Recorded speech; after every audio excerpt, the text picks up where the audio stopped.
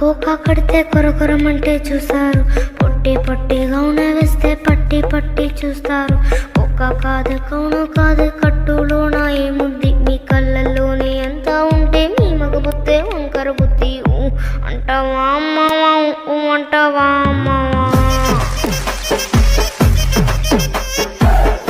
అంటావా అమ్మవా అంటావా